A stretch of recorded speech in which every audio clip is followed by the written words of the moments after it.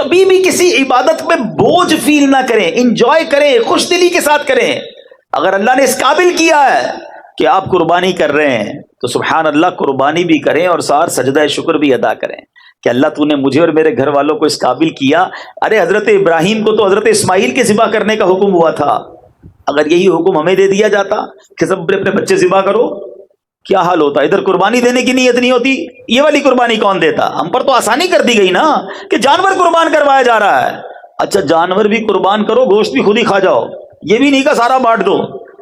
سوچو، رحمت دیکھو اللہ کی، آسانیاں ہیں ہمارے لیے، مگر اس کو بھی لوگ بوجھ سمجھ رہے ہوتے ہیں۔ ٹھیک ہے، گوشت میں تقسیم کاری ہونی چاہیے، رشتہ داروں کو بھی دیں، غریبوں کو بھی دیں، لیکن ایسا نہیں ہے کہ آپ کچھ بھی نہیں کھا سکتے اس میں سے۔ تو بہرحال میرے پیچھے اسلامی بھائیوں یہ حدیث یاد رکھنی ہے، اور قربانی کرے گی کیا؟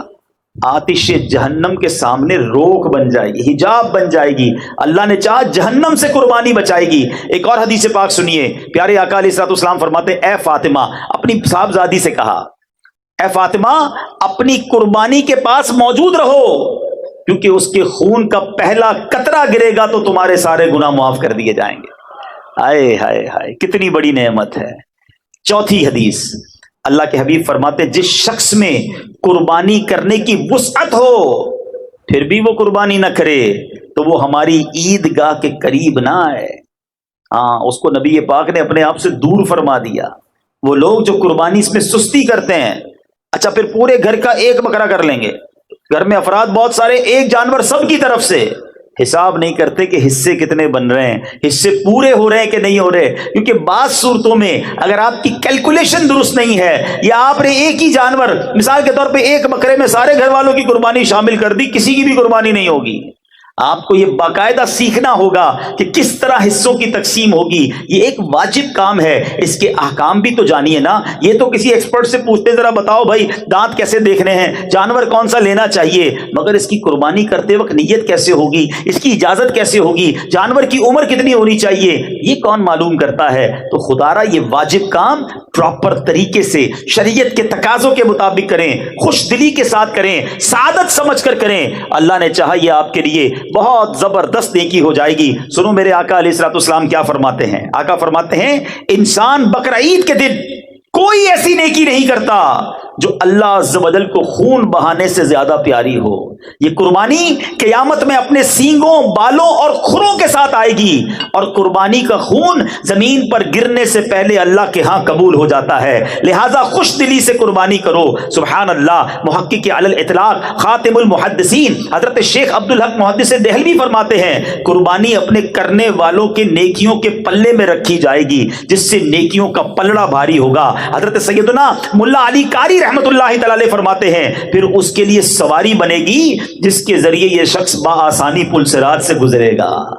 ارے یہ پل صراط پر سواری کا کام دے گی، یہ نامہ اعمال پہ وزن کا کام دے گی۔ فرمایا اور اس جانور کا ہر عضو، پارٹ آف دا باڈی، قربانی کرنے والے کے ہر عضو کے لیے جہنم سے فدیہ ہوگا۔ قربانی کی آنکھ کے بدلے ہماری آنکھ جہنم سے بچے گی، قربانی کے پیر کے بدلے ہمارا پیر جہنم سے انشاءاللہ بچے گا۔ تو سوچو یہ جانور تو مجھے جہنم سے بچانے والا ہے، یہ پل صراط سے پار کرانے والا ہے۔ اب یہاں ایک اور بڑی پیاری بات، بڑی گہری بات ہے، توجہ چاہوں گا۔ آقا نے کیا فرمایا صلی اللہ تعالی علیہ وسلم؟ اس کا مضمون ہے کہ قربانی جو ہے وہ، میرے آقا نے فرمایا کہ اس دن، قربانی والے دن، خون بہانے سے زیادہ کوئی افضل کام نہیں ہے۔ اب آج کل کچھ لوگوں کو پتہ نہیں کیا ہو گیا ہے، کہتے ہیں یار اتنی ساری قربانی کرنے سے بہتر ہے کسی غریب کی شادی کرا دو، کسی غریب کی مدد کر دو۔ ارے بھائی، ہم یہ سارے کام، چاہے کسی کی مدد کریں، کسی کا علاج کروائیں، کس لیے کرتے ہیں؟ اللہ کی رضا کے لیے نا، ثواب کے لیے۔ ثواب کے بارے میں زیادہ جانتا ہوں، آپ زیادہ جانتے ہیں کہ نبی پاک علیہ الصلوۃ والسلام جانتے ہیں۔ آقا فرما رہے ہیں اس دن، قربانی کے دن، اس سے زیادہ کوئی اچھا کام نہیں ہے اللہ کے نزدیک کہ اس کی راہ میں خون بہایا جائے، قربانی کی جائے۔ تو جب نبی پاک فرما رہے کہ قربانی کرنا اس دن سب سے افضل ہے، تو ہم نے قربانی ہی کرنی ہے، وہ سب سے افضل ہے۔ ٹھیک ہے، قربانی کا جانور قربان کریں، غریبوں کا علاج بھی کرائیں، کس نے منع کیا ہے؟ مگر ایک نیکی کے کام کو، ایک واجب کام کو بند کر کے یہ نہ جانے کیوں یہ چیزیں یاد آتی ہیں۔ ایسے کچھ لوگ ہیں جن کو ایسے موقعوں پر ہی چیزیں یاد آتی ہیں۔ ارے یار، حج پر بہت سارے لوگ جاتے ہیں، بڑا خرچہ ہو جاتا ہے، یہ خرچہ بچا کر کر دوسرا کام کرنا چاہیے، ربیع الاول کی لائٹنگ نہیں کرنی چاہیے، یہ والا کام کرنا چاہیے۔ اپنی بچی کی شادی پر کروڑوں روپے کا فنکشن کرتے ہوئے یاد نہیں آتا کہ غریب کی شادی کرا دینی چاہیے۔ تو بہرحال جو نیکی کا کام ہے وہ ضرور کرنا چاہیے، اور ساتھ ساتھ غریبوں کی مدد بھی دل جان سے کرنی چاہیے۔ تو بہرحال میرے بیچ اسلامی بھائیوں، یہاں یہ بات کلیریفائی ہو گئی کہ یہ پل صراط کے لیے سواری بنے گی۔ اچھا، اس میں بھی ایک بات سمجھ لو، اب جانور تگڑا ہوگا، جاندار ہوگا تو سواری بھی اچھی ملے گی نا۔ تو اچھا جانور خرچ کیا کرو، اللہ نے دیا ہے تو بہترین جانور لینا چاہیے۔ اللہ کی بارگاہ میں دل دیکھا جاتا ہے، ہاں نیت یہ ہو کہ ذرا پتہ چلے میمن سوسائٹی میں ہمارا جانور کتنا بڑا آیا ہے، صاحب جی کتنے پیسے والے ہیں۔ اگر یہ نیت ہے تو پھر تو ثواب بھی نہیں ملے گا۔ اللہ کی رضا کے لیے بہترین منڈی کا جانور لیں۔ بلکہ میں تو ایک اور مشورہ دیتا ہوں، اپنے گھر میں جو بھی بہترین جانور لو نا، اگر 2-3 لیتے ہیں تو سب سے بہترین جانور نبی پاک کے نام پر قربان کر دیں۔ کیا پیش کریں جانا، کیا چیز ہماری ہے آقا، یہ دل بھی تمہارا ہے، یہ جاں بھی تمہاری ہے۔ دیکھو ہمارے آقا نے ہمارے نام پر جانور قربان کیا تھا، یاد ہے؟ ہاں، حجۃ الوداع کے موقع پر نبی پاک نے امت کے نام پر قربانی کی۔ تو اے امتیوں، تمہیں بھی نبی پاک کو یاد رکھنا ہے۔ جو نہ بھولا ہم غریبوں کو رضا، یاد اس کی اپنی عادت کیجئے۔ نبی پاک کو ہماری قربانی کی حاجت نہیں، ہم کو گوشت تھوڑی پہنچے گا، یہ محبت کا اظہار ہے، گوشت تو پھر بھی ہمارے پاس ہی رہ جانا ہے۔ تو بہرحال قربانی کریں، خوش دلی کے ساتھ کریں، اچھی نیتوں کے ساتھ کریں۔ قربانی کا جانور بہترین لیں، اس لیے کہ یہاں اللہ کی بارگاہ میں دل دیکھا جاتا ہے کہ بندے کو مال سے محبت ہے یا اللہ کی رضا سے محبت ہے۔ جتنا قیمتی جانور ہوگا نا، اتنا مشکل سے دل سے نکلے گا، اور جب آپ کے دل سے کوئی کام مشکل ہوتا ہے اس کا اجر بھی زیادہ ہوتا ہے۔ اور پھر اس کو بانٹیں غریبوں میں، تقسیم کریں رشتہ داروں میں، انشاءاللہ اس کا خوب ثواب کمائیں۔ تو قربانی جس کو اللہ نے نوازا ہے بہترین جانور کریں، اور پھر سبحان اللہ نبی پاک علیہ الصلوۃ والسلام کے نام کریں تو کیا بات ہے۔ اچھا، قربانی کے دنوں میں جو قربانی کرنے کا ارادہ رکھتا ہے اس کے بارے میں یہ ہے کہ ناخن، بال اور بردال، خال وغیرہ نہ کٹوائے، کیونکہ یہ حاجیوں سے مشابہت ہو جاتی ہے۔ حاجی بھی احرام پہن کے یہ سب چیزیں نہیں کرتے، تو حجامت وغیرہ نہ کروائے تو انشاءاللہ اس کی برکتیں ملیں گی۔ اور جو قربانی نہیں کرتا، وہ بھی غریب ہے بیچارہ، نہیں کر پاتا، تو علماء کہتے ہیں اگر وہ بھی یہ اعمال ان دنوں میں کر لے، ذوالحجہ کے 10 دنوں میں، تو انشاءاللہ اس کو قربانی کا ثواب بھی مل جائے گا۔ تو یہ کام کرنا چاہیے۔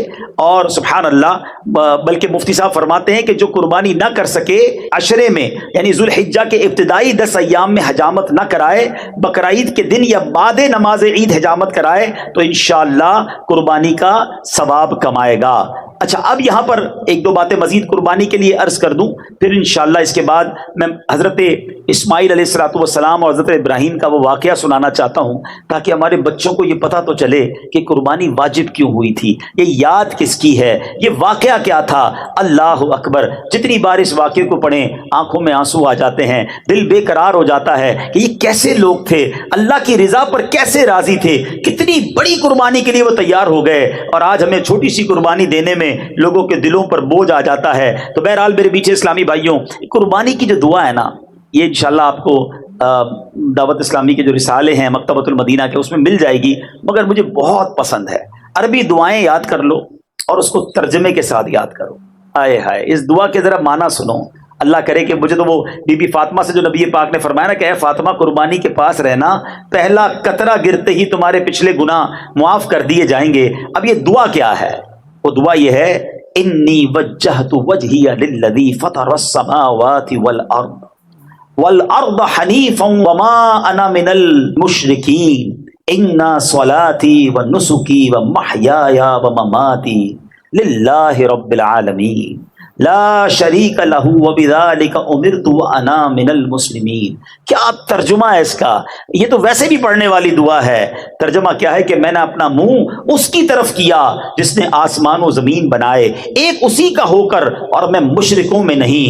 بے شک میری نماز اور میری قربانیاں اور میرا جینا اور میرا مرنا سب اللہ کے لیے ہے، جو رب سارے جہان کا، اس کا کوئی شریک نہیں۔ مجھے یہی حکم ہے اور میں مسلمانوں میں ہوں. اللہ اکبر. جب اس کیفیت میں بندہ قربانی کرے کہ اللہ میرا جینا، میرا مرنا، میری نماز، میری قربانی سب تیرے لیے ہے، اللہ ان کیفیتوں کے ساتھ قربانی کرنا اب نصیب فرمائے. تو بہرحال میرے میٹھے اسلامی بھائیوں، اب چلتے ہیں یہ قربانی شروع کہاں سے ہوئی. حضرت ابراہیم علیہ السلام بڑی عظیم ہستی ہیں. یاد رہے حضرت ابراہیم کو ابو الانبیاء کہا جاتا ہے. یہ وہ نبی ہیں کہ ان کے بعد جتنے انبیاء آئے سب کے آپ والد ہیں. آپ کو ابو الرحیم بھی کہا جاتا ہے. ابراہیم ابو الرحیم بھی کہا جاتا ہے. وہ کیوں؟ کہ آپ جو ہے بڑے مہمان نواز تھے. روزانہ دسترخوان پر آپ کو کوئی مہمان چاہیے ہوتا. جب تک مہمان نہ ملتا آپ کھانا نہیں کھاتے تھے. مہمان نوازی بھی آپ کے دور سے شروع ہوئی. اب آپ کو بیٹے کی تمنا تھی. آپ اللہ کی بارگاہ میں دعا کرتے تھے، اے اللہ مجھے بیٹا عطا کر دے. اچھا، آپ 99 سال کی عمر تک بے اولاد تھے. 99 ایئرس کی ایج. چلو تھوڑا سا یہاں ایک درس دے دوں. کئی لوگ ملتے ہیں کہتے ہیں اولاد نہیں ہے، اور پھر مایوسی کی باتیں کرتے ہیں. میں تو نماز پڑھتا ہوں پھر بھی اولاد نہیں ملتی، حج کر کے آیا پھر بھی اولاد نہیں ہے. معاذ اللہ، اللہ کی رضا پر راضی نہیں ہے. ایک بات یاد کر لو، اگر رب نے کچھ نہیں دیا نا تو یہی میرے لیے بہتر ہوگا. کیا پتا تمہارے نصیب میں ایسی اولاد ہو جو تمہیں مار کے گھر سے نکالتی ہیں. بعد میں ماں باپ کہتے ہیں نا ہی ہوتی اولاد تو اچھا تھا. نہیں ہوتی ایسی اولاد. کیسی کیسی نافرمان اولاد ہوتی ہے لوگوں کی. میرا رب اگر اسی پر راضی ہے تو راضی رہو نا. 99 ایئرس کی ایج ہو گئی حضرت ابراہیم کی، اولاد نہیں ہے، مگر رب سے دعا کرتے ہیں، مایوس بھی نہیں ہے. اور دعا کا انداز کیا تھا؟ آپ کہتے ہیں اسمع یا ایل، اسمع یا ایل. اسمع عربی میں کہتے سن لے، اور عبرانی زبان میں ایل کہتے اللہ کو، پروردگار کو. اے اللہ میری سن لے. سبحان اللہ.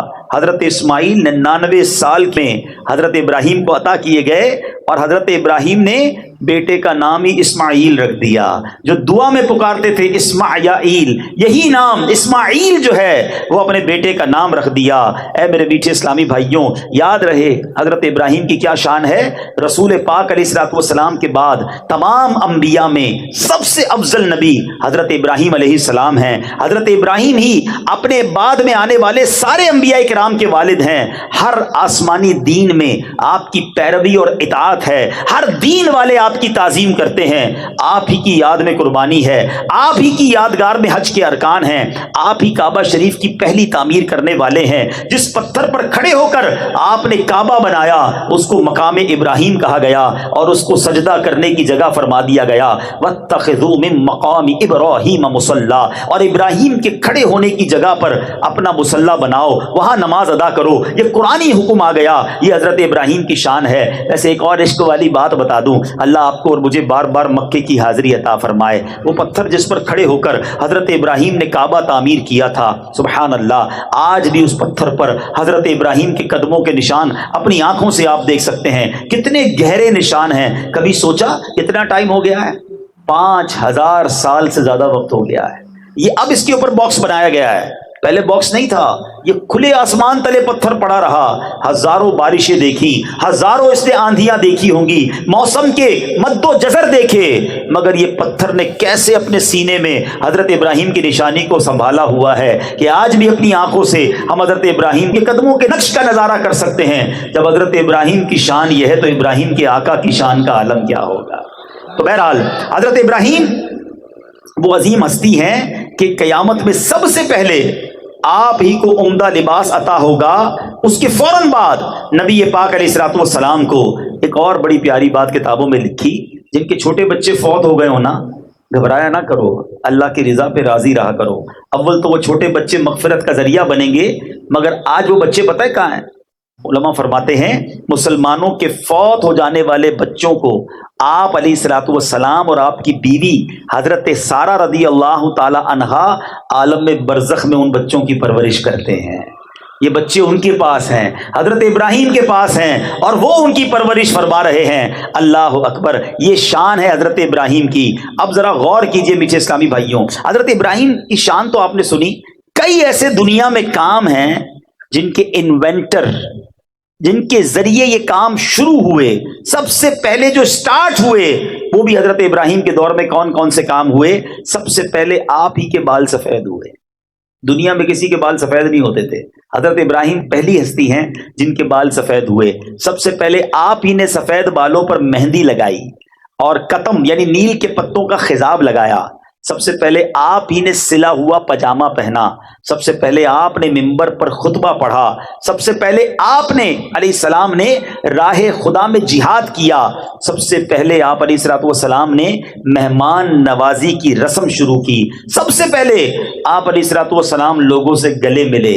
ہم جو معانقہ کرتے ہیں نا، یہ حضرت ابراہیم کے دور سے شروع ہوا، اور سب سے پہلے آپ ہی نے سرید، یہ جو کھانا ہوتا ہے شوربہ اور روٹی ملا کر، یہ آپ نے ہی سب سے پہلے بنائی۔ بہرحال اتنی عظیم ہستی ہیں، مگر آپ کو ایک خواب دیکھا آپ نے۔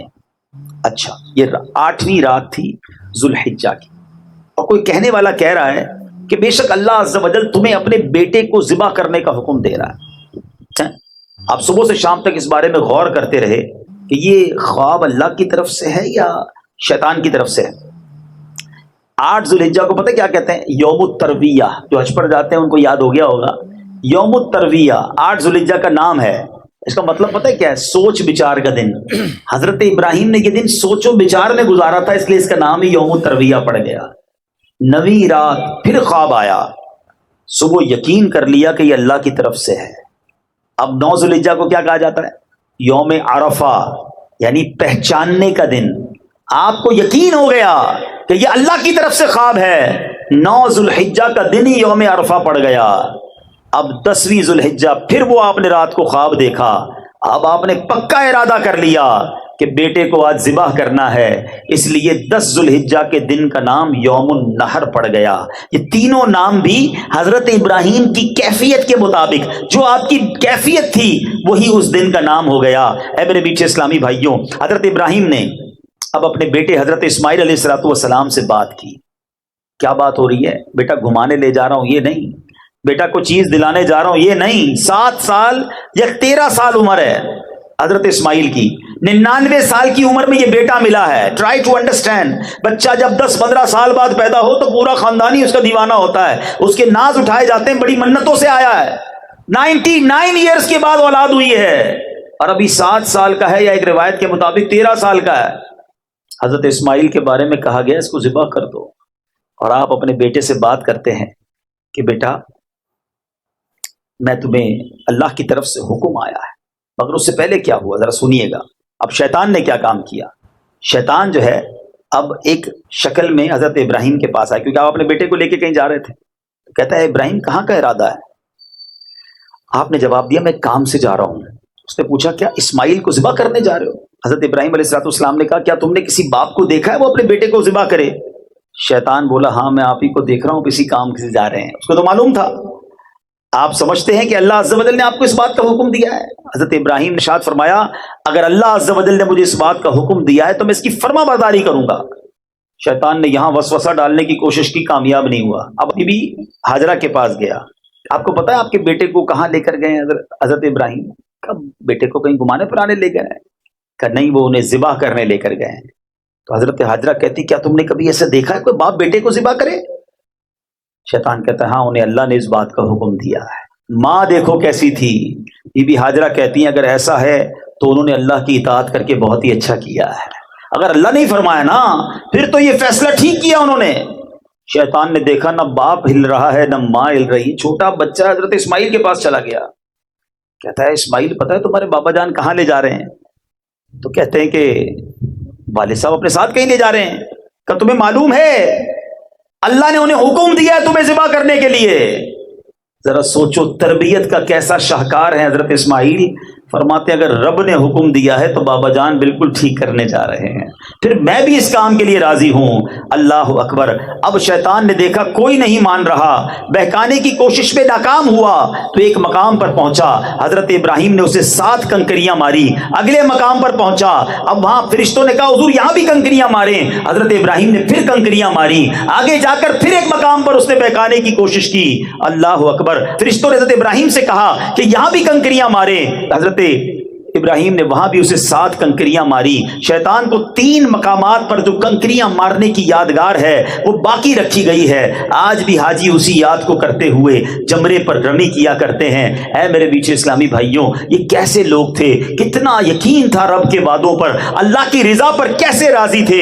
حضرت ابراہیم نے اپنے بیٹے سے جو بات کی، جو کورسپونڈنس کی، وہ قرآن میں موجود ہے. کیا الفاظ ہے ذرا سنو. حضرت ابراہیم اپنے بیٹے سے کیا کہتے ہیں؟ یا بنی انی ارا فی المنام انی اذبحک فانظر ماذا تری.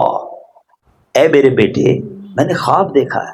باپ اپنے بیٹے سے بات کر رہا ہے. میں نے خواب دیکھا، تجھے ذبح کرتا ہوں، اب تو دیکھ تیری کیا رائے ہے. اللہ اکبر. کسی سے یہ کہا جائے کہ تجھے ذبح کرنے کا ارادہ ہے، خواب میں حکم ملا ہے، اپنا بیٹا بھی ہو تو گھر چھوڑ کے بھاگ جائے. یہ کیسا بیٹا ہے. کیا کہتے ہیں سنو. کہتے ہیں اے میرے باپ، کیجئے جس بات کا آپ کو حکم ہوتا ہے. خدا نے چاہا تو قریب ہے کہ آپ مجھے صابر یعنی صبر کرنے والا پائیں گے. اللہ اللہ اللہ. سوچو تو صحیح ہے کیسے باپ بیٹے ہیں. اب حضرت اسماعیل علیہ السلام نے اپنے والد سے بڑی کمال کی عرض کی. کہتے بابا جان ایسا کریں، مجھے ذرا رسیوں سے مضبوطی سے باندھ دیجیے گا. ایسا نہ ہو کہ جب آپ مجھے ذبح کرنے لگے اور میں زیادہ ہلوں تو میرا ثواب کم نہ ہو جائے. ذرا مضبوطی سے باندھیے گا تاکہ میں ہل نہ سکوں، اور میرے خون کے چھینٹوں سے اپنے کپڑوں کو بچائیے گا تاکہ انہیں دیکھ کر میری امی جان غمگین نہ ہوں. بابا جان چھری ذرا زیادہ تیز کر لیجیے گا تاکہ میرے گلے پر اچھی طرح سے چل جائے. موت بڑی سخت ہوتی ہے نا، مجھے تکلیف زیادہ نہ ہو. آپ مجھے ذبح کرتے وقت پیشانی کے بل لٹا دیجیے گا، الٹا لٹا دیجیے گا، کیونکہ جب میرے چہرے پر نظر پڑے گی تو آپ بھی تو میرے والد ہیں، آپ کو بھی تکلیف ہوگی. مجھے الٹا لٹا دیجیے گا. اور بابا جان ایک کام کیجیے گا، جب آپ میری ماں کے پاس جائیں، امی جان کے پاس جائیں تو میرا سلام پہنچا دیجیے گا، اور اگر مناسب سمجھے تو میری ایک قمیص انہیں دے دیجیے گا. اس سے ان کو تسلی آ جائے گی، صبر بھی آ جائے گا. اللہ اکبر. سوچو تو صحیح، بات کون کر رہا ہے؟ بیٹا باپ سے کہہ رہا ہے. اس باپ کا جگرا کیسا ہوگا، اللہ کی راہ میں قربانی کا جذبہ کیسا ہوگا. اب حضرت ابراہیم کہتے ہیں میرے بیٹے، تم اللہ عز و جل کے حکم پر عمل کرنے میں میرے کیسے عمدہ مددگار ہو. پھر اسی طرح ہوا. حضرت اسماعیل کو آپ نے رسیوں سے باندھا، چھری تیز کی، حضرت اسماعیل کو پیشانی کے بل لٹا دیا، ان کے چہرے سے نظر ہٹا لی اور ان کے گلے پہ چھری چلا دی. انہوں نے اپنا کام کر دیا.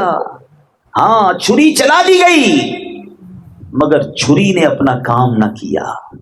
وہ بھی تو رب کے حکم کی باندھی ہوئی ہے نا. رب جو چاہے، ان اللہ علی کل شیء قدیر. رب نے اپنی قدرت کا نظارہ دکھایا. وہ چھری جو تیز تھی باپ نے بیٹے کے گلے پر چلا دی، مگر چھری نے کام نہ کیا. اب کیا ہوا؟ حضرت ابراہیم علیہ السلام پر وحی نازل ہوئی اور ہم نے اسے ندا فرمائی کہ اے ابراہیم، تو نے خواب سچ کر دکھایا، ہم ایسا ہی صلہ دیتے ہیں نیکوں کو. بے شک یہ روشن جانچ تھی اور ہم نے ایک بڑا ذبیحہ اس کے فدیے میں دے کر اسے بچا لیا. یہ امتحان لیا گیا. اے ابراہیم تم کامیاب ہو گئے، تم نے یہ اپنا وعدہ پورا کر دیا. اللہ اکبر. اب جب زمین پر لٹا دیا گیا تو اللہ نے جبرائیل کو حکم دیا کہ جنت سے ایک دمبا لایا جائے، ایک مینڈا لایا جائے. وہ مینڈا لے کر آئے. ذرا سوچو منظر کیسا ہوگا. حضرت اسماعیل الٹے لیٹے ہوئے ہیں، باپ کے ہاتھ میں چھری ہے اور وہ پھرا چکے ہیں. اب اوپر سے آواز آتی ہے اللہ اکبر اللہ اکبر. حضرت جبرائیل مینڈا لے کر آ رہے ہیں اور اوپر سے صدا لگا رہے ہیں. حضرت ابراہیم نے جب اوپر دیکھا تو جان لیا کہ اللہ کی طرف سے آزمائش کا وقت گزر چکا ہے، امتحان پورا ہو گیا ہے. بیٹے کے فدیے کی جگہ مینڈا بھیجا جا رہا ہے. حضرت ابراہیم نے اب خوش ہو کر کیا کہا؟ لا الہ الا اللہ واللہ اکبر. اب جو بیٹا لیٹا ہوا ہے، حضرت اسماعیل نے جب یہ سنا تو کہتے ہیں اللہ اکبر وللہ الحمد. اس کے بعد کیا ہوا؟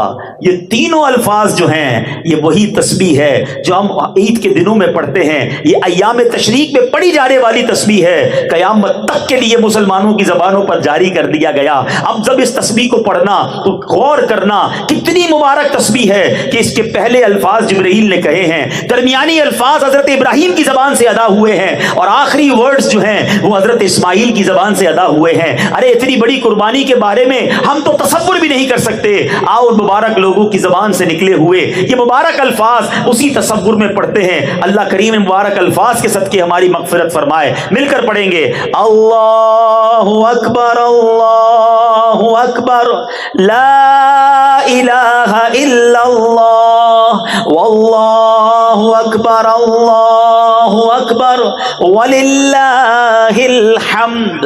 اب عید کے دنوں میں جب یہ تسبیح پڑھنا نا تو یاد رکھنا جبرائیل نے شروع کی تھی، حضرت ابراہیم نے آگے پڑھی تھی، اور آخری الفاظ حضرت اسماعیل نے ادا کیے۔ اللہ اکبر، یہ کیسا منظر تھا، یہ کیسا امتحان تھا جس میں یہ خاندان کیسا کامیاب ہوا۔ رہتی دنیا تک تلاوت ہوتی رہے گی، قرآن پڑھا جاتا رہے گا، اور اس قربانی کا اور اس صبر کا ذکر ہوتا رہے گا۔ اے میرے میٹھے اسلامی بھائیوں، یہ مینڈا کون سا تھا؟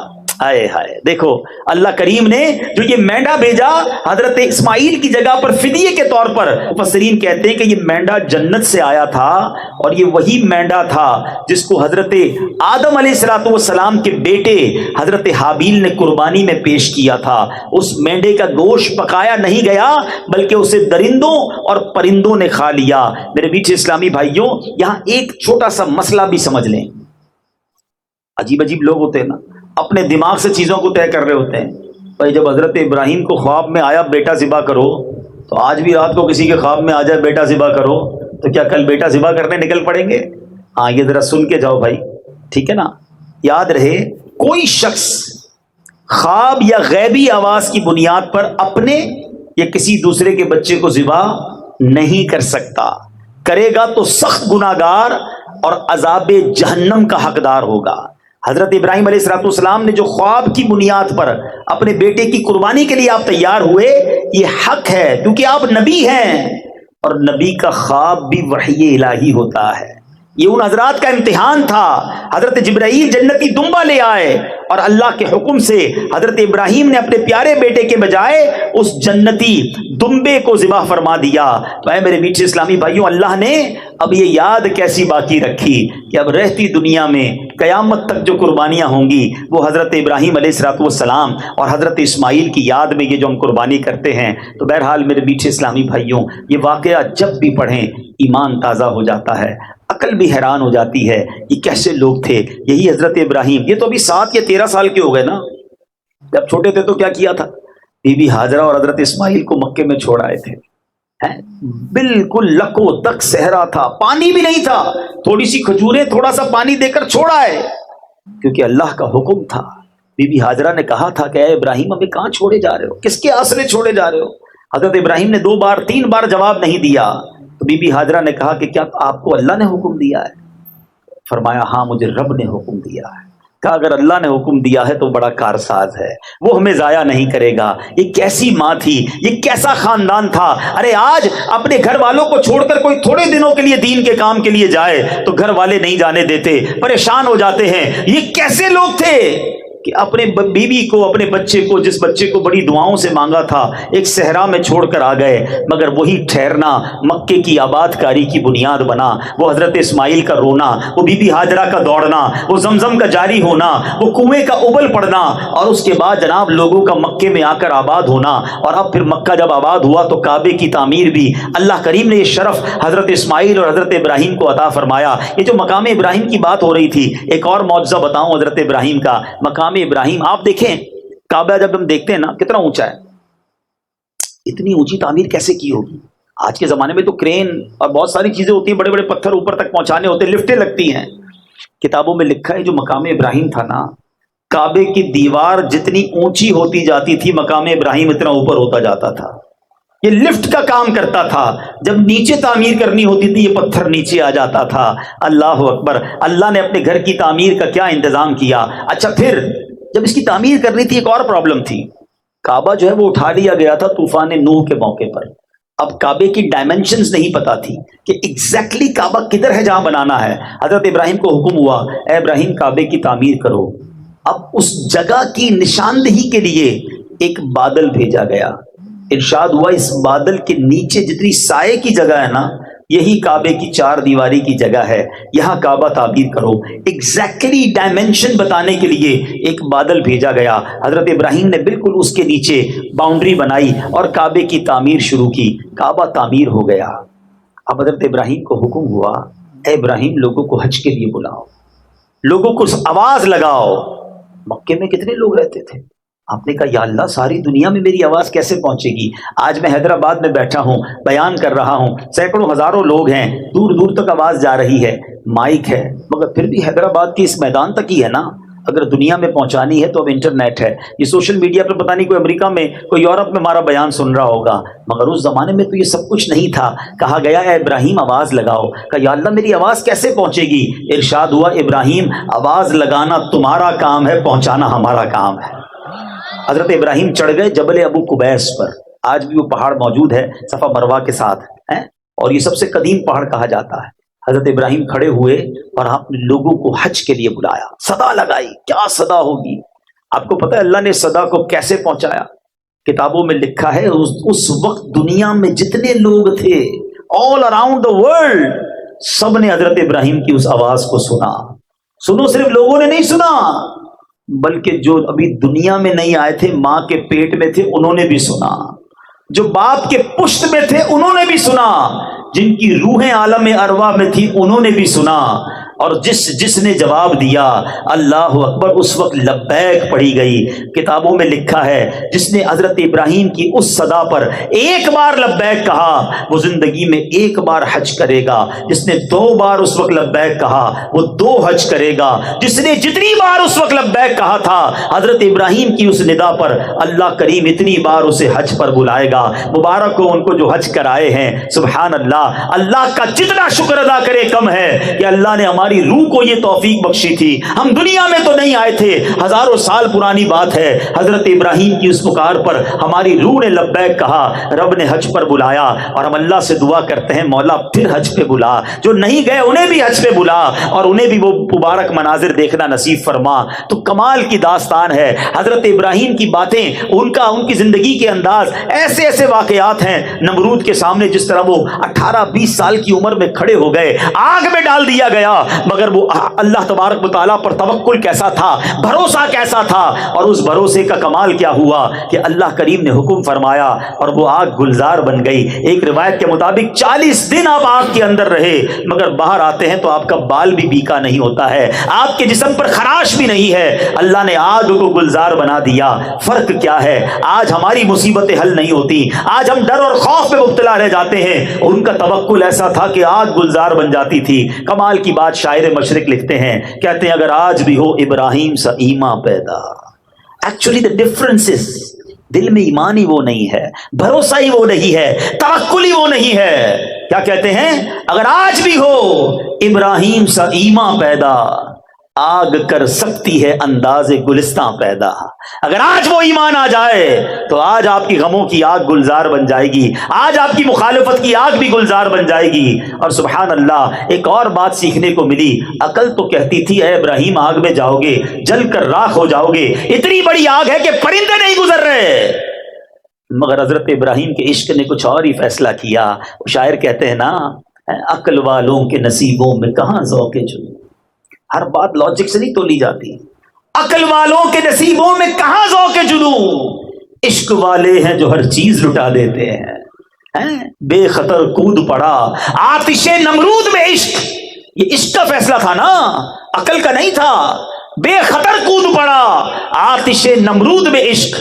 عقل تھی محو تماشائے لبے بام ابھی. ارے عقل تو سوچتی رہ گئی, عشق نے اپنا کام کر دیا. تو بہرحال میرے پیچھے اسلامی بھائیوں, ون آف دا بیوٹیفل سیرت کا شاندار ہسٹری ہے حضرت ابراہیم کی. کمال کی شخصیت ہیں, جتنا پڑھیں ایمان تازہ ہوتا ہے. ارے اب تو قربانی کریں گے پھر ان کی یاد آئے گی, انشاءاللہ حج پہ جائیں گے پھر ان کی یاد آئے گی. اللہ سیدنا ابراہیم علیہ الصلوۃ والسلام کے مزار پر کروڑوں رحمتوں کی بارش نازل فرمائے اور ان کے فیوز و برکات سے ہمیں مالا مال فرمائے. فرمائے، ان کی سیرت سے کچھ سیکھنا نصیب فرمائے، اور اس بار اپنی قربانی کو شاندار انداز میں اخلاص کے ساتھ کرنے کی توفیق عطا فرمائے۔ آخر میں ایک بڑا پیارا خوبصورت مشورہ بھی دینا چاہتا ہوں، اور یہ مشورہ ملا بارگاہ امیر اہل سنت سے۔ کیا ہستی ہے امیر اہل سنت، کیا شاندار آپ کا ذہن ہے۔ سنو، قربانی کرتے ہو نا، ماشاءاللہ ایسے بھی ہوں گے جو نبی پاک کے نام کی بھی کرتے ہوں گے، غوث پاک کے نام بھی کرتے ہوں گے، اپنے مرحوم والدین کے نام بھی کرتے ہیں، بہت اچھی بات کریں، لیکن ایک اور انداز آپ کو بتاتا ہوں، اور یہ جب سے پریکٹس کیا ہے یقین کریں طبیعت بھری بھری بھری ہری ہو گئی ہے۔ وہ کیا ہے سنو، امیر علیہ السلام فرماتے ہیں کہ آپ کے گھر پر قربانی کا جب دن ہوتا ہے تو بہت سارے لوگ گوشت لینے آتے ہیں، ایسا ہی ہے نا، آپ کے ملازم آتے ہوں گے، آپ کے غریب رشتہ دار آتے ہوں گے، پڑوسی آتے ہوں گے، آپ سب کو دیتے ہیں، اچھی بات، لیکن ان کو لینے آنا پڑتا ہے، ان کے گھر قربانی نہیں ہوتی ہے۔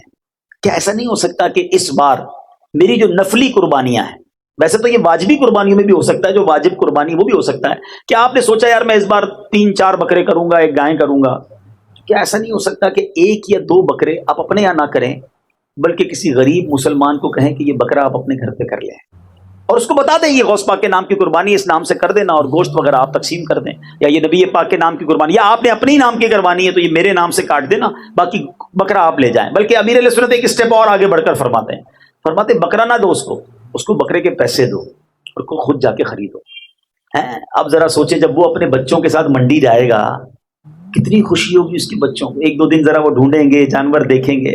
اچھا بکرا کے بھی ایسے بھی دیں، چارے کے بھی دیں اور کسائی کے بھی دیں، وہ بیچارہ غریب کہاں سے کھلائے گا بکرے کو۔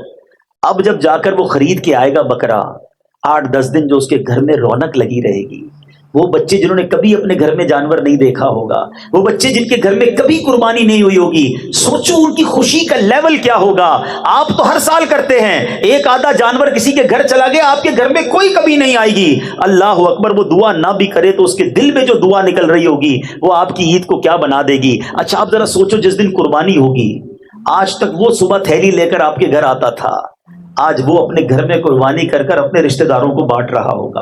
اب لیول آف خوشی دے سوچئے اس خاندان میں آپ کتنی خوشی داخل کر سکتے ہیں۔ اور بیچے اسلامی بھائی ایک فارمولا یاد کر لو، خوشی کا فارمولا یہی ہے، تم دوسروں کو خوش کرو اللہ تمہیں خوش کر دے گا۔ جو خوش ہونا چاہتا ہے آپ کسی کے چہرے پہ مسکراہٹ لے آئیں، کسی کے دل کا غم دور کر دیں، آپ خوش ہو جائیں گے، آپ کے غم دور ہو جائیں گے۔ اس بار اس قربانی کے دنوں میں یہ سٹائل اپنا کر دیکھو، یہ کام کر کے دیکھنا، پھر دیکھو آپ کو اس کا لطف کیسا آتا ہے۔ اور سبحان اللہ ایک اور مشورہ دے دیتا ہوں، اگر نبی پاک کے نام کی قربانی کرنی ہے نا تو کسی سید کے گھر میں کروا دو، کسی غریب سید کو تلاش کرو اور بولو یہ لے جاؤ اور اپنے نانا جان کے نام کی قربانی کرنا، حضور آپ ہی کا صدقہ ملتا ہے، آپ کی آل کو پیش کر رہا ہوں، پھر دیکھو پنجتن پاک کا کیسا صدقہ ملتا ہے۔ اللہ نے نوازا ہے نا تو اس طرح بے شک اپنے گھر میں تھوڑے جانور کم کر دو اور تھوڑے جانور غریبوں کے گھروں میں کٹوا دو، اس کی جو نیکی، اس کی جو برکت، اس کی جو خوشی ملے گی۔ ایک اسلامی بھائی نے مجھے آ کر بتایا، کہا عبدالحبیب بھائی جب سے آپ نے یہ بتایا اور ایک اسلامی بھائی نے مجھے جانور دیا،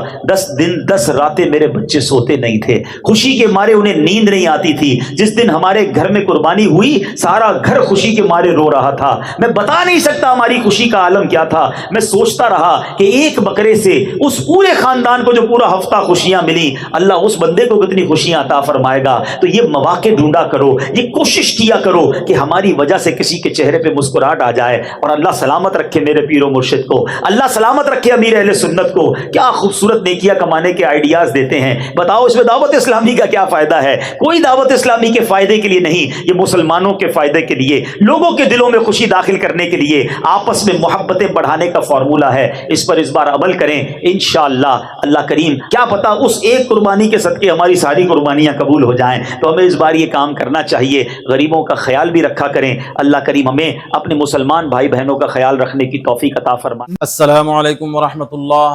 محترم میرے پیارے ساتھیوں، آپ حضرات ضرور ہمارے اس چینل کو سبسکرائب کیجئے اور جب بھی ہم ویڈیو ڈالیں گے آپ تک ضرور پہنچے گی، اور زیادہ سے زیادہ اس بیان کو شیئر کرنا اور لائک کمنٹ کرنا۔